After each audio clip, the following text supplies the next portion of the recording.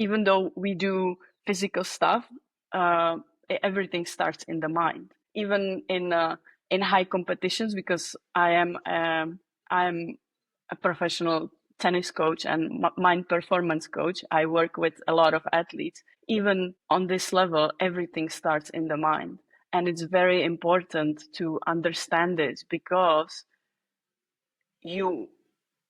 we kind of forget. Welcome back to Relatable Wisdom, the podcast where everyday people share the quotes that have illuminate their journeys, inviting us all to reflect and grow together. Today we're joined by Dita Hauerlandova, a former Division 1 tennis standard and a passionate mind performance coach. With her unique blend of athletic experience and psychology, Dita helps athletes train their minds just as rigorously as their bodies. The journey from the tennis court to the world of mental fitness is both inspiring and insightful. Let's dive into Dita's story and discover the quotes that she has to share with us today. Okay, tell us your name and your favorite quote. Okay, my name is Dita, and my favorite quote is "Everything starts in the mind." Okay. So, help me make sense of that. What does that mean? So I have actually heard this first when I approached one monk and I asked her if she would be willing to teach me how to meditate. And she said, yeah, I can do that. And while we were talking and she was giving me all the instructions, she said, the most important thing to understand is that everything starts in your mind. And I didn't get it at that point, but it was basically about whatever you decide, whatever movement you want to do, whatever action you want to do, everything starts in your mind.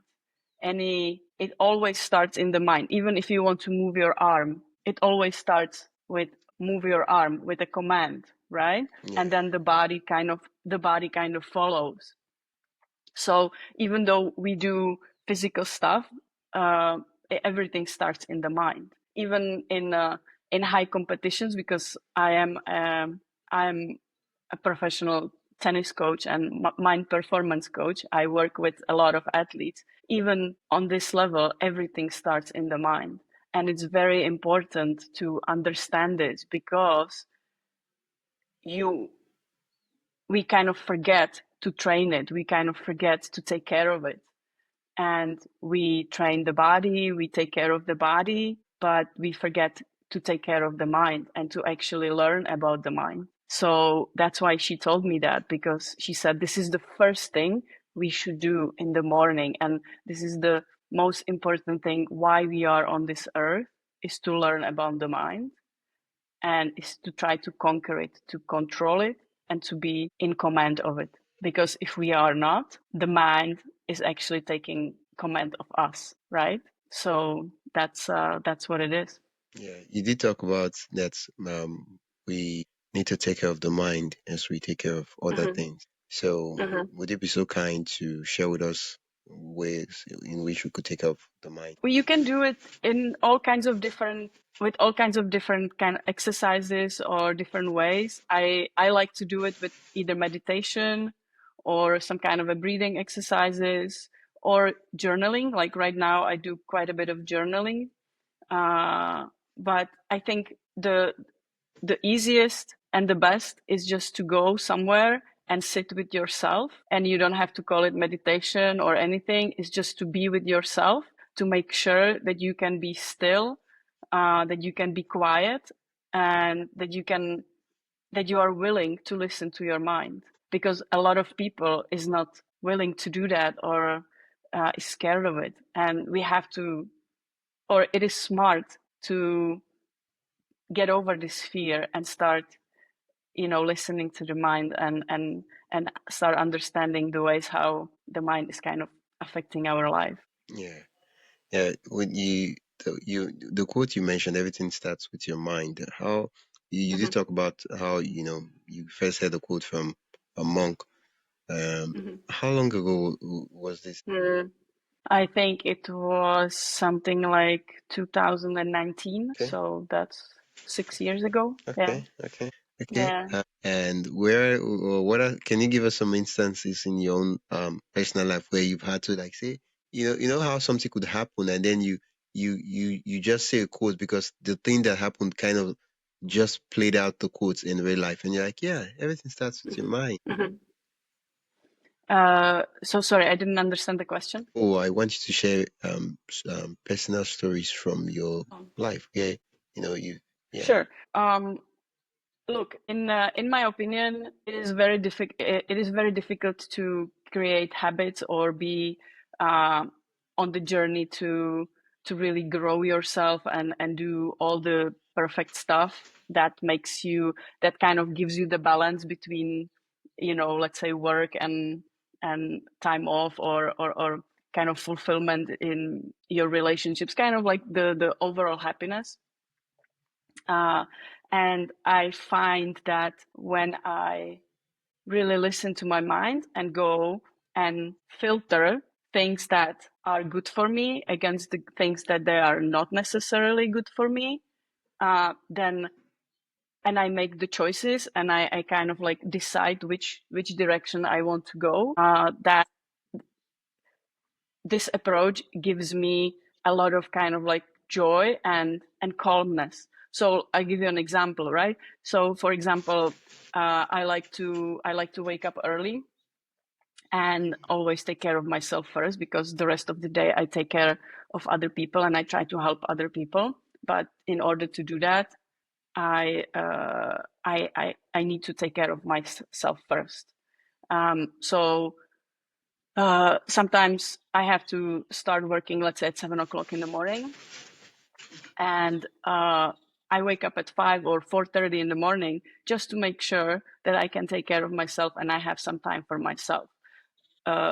That took quite a bit of habits to do that, and throughout the time, you get those ideas in your head saying, "Oh no, I don't want to wake up today. Oh, maybe you know I will skip it for today," and stuff like that. And that's exactly where you have that choice when you train the awareness, where the mind is basically kind of like trying to trick you, right? To either do the good stuff or do something that is not necessarily as good for you, Yeah. right? Or it may feel good at that moment, but after or later on, you may have a little bit of a kind of like these backstories of, oh, I should have gone exercise, or oh, I should have give myself a little bit more time. I don't feel like I have enough time for myself. So uh, what I've learned is everything what is difficult at the beginning, it's always rewarding at the end, is usually the correct stuff. Yeah. It's usually the thing that actually makes you satisfied, makes you more happier, gives you a little bit more of kind of like that insight, confidence, and all that stuff. So to me, this kind of filtering is kind of the goal. Yeah. Well, if you had to like issue out a disclaimer um for the quotes, let's say, how they'll put in some chemicals on on in the lab, all right, and on the bottle that is holding the chemical samples, they'll put in some disclaimer that don't touch, this stuff contains this, or this stuff like that, right? What is the disclaimer you'd say you want to tell people that, oh, this quote has. Wow. Okay, you understand the question, or should I explain further? Well, I try to answer it. Let's see what happens. Okay, I think the disclaimer would be dangerous not to do it. okay. You know why? Because danger is not to do it, because if you don't do it, you're not happy. So that should be the answer should be something like, on your own. Uh, how does it uh, caution, not happiness, or something like that. Like, I'm not. I would have to think about it a little bit more, but the understanding that if you decide not to kind of like listen to your mind, there is more unhappiness, there is more kind of like difficulties, Yeah, something like right? failure to do this will lead to a severe unhappiness. Yeah, something Severe exactly, something unhappiness. like that. Yeah, Yeah, or anxiety and depression and yeah, and overwork, because that's usually what happens. Like, when uh when we concentrate just on one thing, like let's say work, So when I was very young, like in my 20s, I really was concentrated on money and making money. And then at one day, after like 1 or 2 years working really hard, I realized that I don't have any friends because I don't have any time to do anything, Yeah. and I don't have any hobbies anymore because I'm only concentrating, and I realize how unhappy that makes me, right? Like there is a total disbalance. So, to always listen and do stuff, even though it might be difficult, it might be hard, and we might not want to do it at this point. But if we do it, always at the end, we are feeling much more satisfied if we do something that we know it's good for us and it's helpful for us. Yeah. Well, yeah, thank you so much for like, adding that disclaimer, and yeah, kind of spiced up the quote. Yeah, well, I don't know if that makes sense. I did not No, really, it I made guess, sense. answered properly in No, a you did, you in the did. way that you wanted to No, me, you but did, you did. yeah. You did. At first, I was kind of skeptical whether you understood the question, but then when you started answering it, I was like, Uh, yeah, yeah, she did get it. Yeah, well, Good. I'm glad. yeah. Um, everything starts with, is it with the mind or in the mind? Everything starts in the mind. Okay, Yeah, in everything, the mind or with the mind, but like really everything starts in the mind. Yeah. everything starts in the mind. Everything starts in the mind. Everything starts in the Mm. mind. I feel like we should slap on a follow up quote to that. Everything starts in the mind. What do you think? Yeah. Well, I'm not sure if we should kind of treat it just as a quote, but more as a complete wisdom and understanding of life overall. Um, because to me, this was the one single piece of advice that made a huge difference for myself, because suddenly at some point it was much easier for me to kind of start filtering the stuff that we are always lazy, like we try to kind of make the life as much easy as possible. But when I realized that that does not necessarily make me happy, like I have to battle myself quite a bit to go and, let's say, exercise every day, right? It takes a lot of effort to push myself to actually go. But when I do that, I get so much more fulfillment, not just by exercising and doing the good stuff for my body, but also there is a lot of satisfaction uh, and self-confidence, because suddenly I'm just a little bit stronger than I was yesterday, and the confidence is the part that actually uh, makes quite a bit of difference in life, Yeah, because then you start making slowly more difficult choices, and they will be easier to follow, right? But everything starts in the mind. yeah, yeah. Yeah, I think recently I've been looking around that sometimes we feel like, oh, the tools are not there and all that. Most of the things that we want to do have become easier. Like technology has made a lot of things easy. If you wanted to start a podcast, let's say 10 years ago, it was way difficult. There was nothing to do. Like now you have the softwares, the tools and all that. And now YouTube is even way better. Like there's AI, there's ChatGPT and all that. You say, oh yeah, how do I do this? How do I do that? But the problem now is that a lot of persons they've not actually gone through the hurdle of their mind to say, okay, I want to start a podcast and I'm going to do everything, whatever it takes to start the podcast, and actually go out and start asking the question and say, okay, well, how do I do this? How do I put the host in? How do I connect this? And then they tell you that, oh, I'm still trying to figure out this stuff out, because in their Mm, mind, they've nobody likes to blame themselves for not doing the things they want to do. Instead, we're like, oh, the system doesn't work. Oh, the technology is terrible. Oh, the Wi-Fi is bad. Oh, and I mean, all this stuff, you could check the excuses. Yeah, but the truth is that if there is a will, which is from the mind, a way, like once there is a will, the way just appears. And so once it's in the mind, it starts in the mind. Once you say, okay, this stuff is what I want to do, what happens is that, you know, eventually the people say that what happens in the, in the spiritual comes in the physical. But it's more like, okay, now I've conceived the idea, this is what I want to do. You then start to do it. And yeah, eventually it becomes something that everyone else can see. mm, mm, mm. Well, it's very interesting that you mentioned the excuses, because that's a great example of the mind has always two voices, right? The bad voice and the good voice, right? And we kind of listen to both of them, and we know that they're both there. But when we do the mind work, when we sit with ourselves, when we take care of the mind and we listen, we start to learn a little bit more how the bad voice sounds and how the good voice sounds, and that's where decision making can start happening, right? So you are sitting, let's say you're sitting on the couch, and there is the voice saying, oh, you should start a podcast, or oh, this is a difficult part because I don't know how to do it, and I'm not a technical person, and I have to figure out everything, and so those are all the excuses. But there is this kind of like this feeling, the deeper feeling of, oh, I want to really make some kind of a difference. And so this is the choice in between the good stuff that actually will get you somewhere and will make you feel prouder and more confident and happier.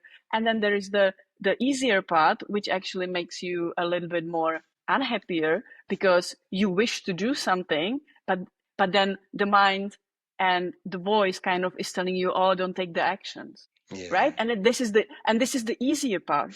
And that's exactly where the filter kind of comes in. And when you live with the understanding everything starts in your mind, you have that choice to kind of like sit with yourself a little bit longer and then say, okay, do I really feel like I want to do a podcast? Yes, I do. Okay, so I'm gonna, I know it's gonna be difficult, but let's take a first step. And then slowly that will go. And that, we can call it a discipline. Yeah, that's a mental skill, and that's a difficult thing to kind of learn, and not learn, but like to really train yourself. But that kind of it snowballs all together. Yeah. Well, thank you so much for reminding us today that everything starts in the mind, and for sharing with us. And uh, I feel so much that when you explained the quote, you were standing on business, like literally standing on business. For those of you that cannot see, probably you're listening on Spotify or Apple Podcast. She's actually standing to give us this talk. So she's actually standing on business. She means business when she says everything starts in the mind. Yeah, thank you so much, Dita. Yeah. Thank you. People who are curious and they want to learn more about you and what you do, where can they do that? Well, they can do it on Instagram. I'm on Instagram under Dita.Hauerlandova, or you can actually search me under Dita Mind Performance Coach. I do a lot of work around daily mind training.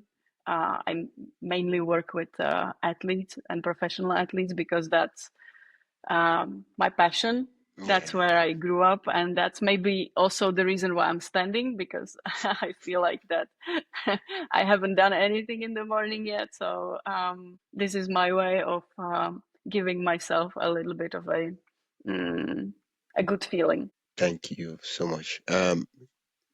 Okay, just to be clear, you completed your call to action, right? Yeah, well, yeah, I still have a book, but the book is not out, and it's all about tennis. So I'm not sure if that's really When I relatable. noticed you talked about it, allow the audience be the judge. If they like it, they'll check it out. If they don't like it, they move on. When will the book be out? The book will be out probably in September or like in fall. Yeah, Not sure yet, because it's in the editing process. But the book is a storytelling book that is talking about a very talented young tennis player who inside the matches kind of battles the mind. Is that you? No, it's actually my clients. Okay. It is. So it's based on 4 of my clients. That one person in the book, and I am the coach. Actually, that's kind of like me trying to talk to them. But what I want to show the reader is that simple situations are all created in the mind. Yeah. Right? Even when it's about physical stuff, or it's about competition, and you really kind of like sweating and doing hard things physically, it comes down that everything starts in the mind. Yeah. And all the excuses and expectations and doubts, those are the weapons which we are kind of losing. The saboteur voice of the mind, the bad voice, is kind of like taking us down, and basically is pulling the performances down. And it doesn't matter if it's in sport or in business. Yeah. It always kind I of would takes us down. I would interrupt you a bit. I noticed that while you explained the book and everything, you did not mention the title of the book. So the title of the book is called "The Player Who Found His Mind." Is that It's title gonna final? come. The title is final. You Yeah, sure? Don't the give us the player. title that you're gonna change after this episode. I'm sure. I'm sure. The Okay. title is sure, because that I kind of knew it from the beginning. I liked it because the player who found his mind is really clear understanding of there is some kind of a sport attribute, but also there is this mind and wisdom attribute, and that's basically what the book is about. So I like the title, so the title stays. The book will come. The book will come out in fall of this year, hopefully. So looking forward to that. I'm surprised. I'm kind of confused right now. And the book is about your female clients. And why does the title say the player who found? Because it's only about the story is about one player, but the stories that are in the book are kind of like from different interactions with my clients. You know what I mean? Yeah. So I have experienced one of the situations with one player, but then I might have experienced another situation with another player, for example. But then to make it easy, I have created a story with one player. Yeah. Okay. Thank you very much. Thank you so much for this episode, and yeah, thank you so much for being a guest on the podcast. I just want to ask you a couple of questions. Not we're done with the podcast, just to like get to know you as as a guest, and yeah. You mentioned that you do a mind performance coach, and do you have a podcast? No, I don't have a podcast. No. Do you? No, I don't have a time for that. Okay. Okay. You don't have the time for that, or it's not really No, what you want because to do? No, because I travel a lot. Because my job is to travel. Well, a part of my job as a tennis coach, I travel with juniors and young professionals for tournaments around the world. So I'm always somewhere on the road. So for me to actually commit to really do a podcast, that's kind of difficult, because changing of scenery is quite the things.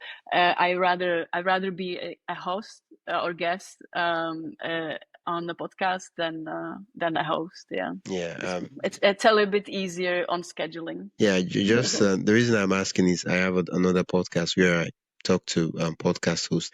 So usually I try to like see when I interview guests on this show to see if they fit the profile for that other show, and so that's why I asked. But it's been great chatting with you, Dita. Honestly, it was really great, and I really appreciate you taking me on. I'm curious, like, what nationality are you from? I am originally from Czech Republic. Yeah, wow, I got to meet someone from Czech Republic. Yeah, that's nice. Yeah. And you are from? Nigeria. Nigeria. Okay, cool. Yeah. Cool. Yeah, okay. We were supposed to go for a tournament there, but then we decided not to go. So I'm confused. I think it was like 2 months or 3 months ago. What happened? Oh, and that's a long story. No. It's basically like there's a like a tournament schedules for tournaments all around the world, and you have also tournaments in Africa. So there were some tournaments in Nigeria, I believe, and we were considering to go, but then we decided to go for a different tournament, because you have always many options for those weeks, and then you kind of try to choose the best one for the player. So we then choose not to go, but it was in consideration. Yeah, I'm really excited to see the book. I know as much as you want to say, oh, it's about the story of a tennis player, but you and I know this, that over the years of coaching, that when you coach people, of course, you teach them about tennis, but usually it's really a thing about self-improvement, yeah, dealing with their fears and all those things and all that. I'm not a coach, of course. Yeah, you're the expert here. So I know that it's a book that beyond just the tennis, it's something that people get to read and really understand and learn a lot. So when the book comes out officially, right? Please do send me an email. You have my personal email. Send me an email and let me know. And Sure. yeah, Perfect. yeah. Thank you so much, Perfect. Thank you Dita. so much. Yeah. Thank you, and good luck I for was the future. Thanks for listening to Relatable Wisdom. If you found something meaningful in this episode, make sure to follow or subscribe wherever you're listening. If you'd like to support the show, you can do that by buying me a coffee. The link is in the show notes. Every little bit keeps the conversations going. I'm your host, Wisdom Okonkwo, and I will see you in the next one. Until then, stay curious, stay inspired, and keep growing.